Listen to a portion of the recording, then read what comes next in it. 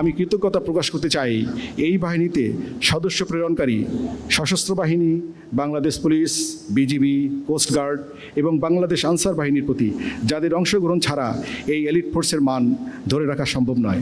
দীর্ঘ ২২ বছরের পথ চলা, কখনো প্রশংসা, আবার কখনো মার্কিন নিষেধাজ্ঞা আর মানবাধিকার লঙ্ঘনের গুরুতর কাঠগড়া।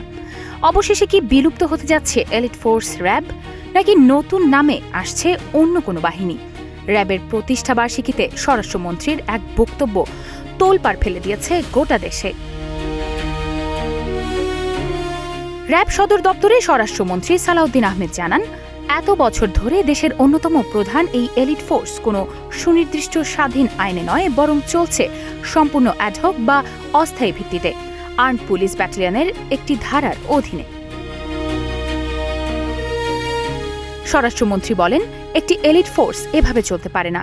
আগামী দিনে মানবাধিকারকে সমুন্নত রেখে তৈরি হচ্ছে সম্পূর্ণ নতুন আইন, যেখানে বাহিনীর ক্ষমতা যেমন নির্দিষ্ট থাকবে, ঠিক তেমনই নিশ্চিত করা হবে সর্বোচ্চ জবাবদিহিতা ও স্বচ্ছতা।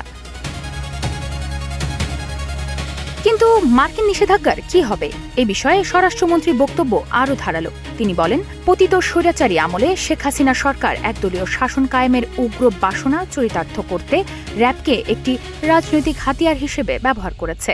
স্বরাষ্ট্রমন্ত্রী আরও বলেন, কয়েকজন কর্মকর্তার অপকর্মের দায় পুরো প্রতিষ্ঠান নিতে পারে না। সেই সব বিপথগামী কর্মকর্তাদের বিচারের মুখোমুখি করতে অনুশাসন দেওয়া হয়েছে। মার্কিন স্যাংশন নিয়ে স্বরাষ্ট্রমন্ত্রী জানান, বাহিনীর নাম পরিবর্তন বা সম্পূর্ণ নতুন কোনো এলিট ফোর্স রেজ করা হলে আমেরিকা এই নিষেধাজ্ঞা পুনর্বিবেচনা করতে পারে। গুমের বিষয়ে স্বরাষ্ট্রমন্ত্রী বলেন, গুমের বিচার স্রেফ কমিশনে নয়, বরং আন্তর্জাতিক অপরাধ ট্রাইব্যুনাল বা আইসিটি আইনে সংশোধনী এনে সবচেয়ে শক্ত হাতে করা হবে, যাতে ক্ষতিগ্রস্তরা সরাসরি মামলা করতে পারেন।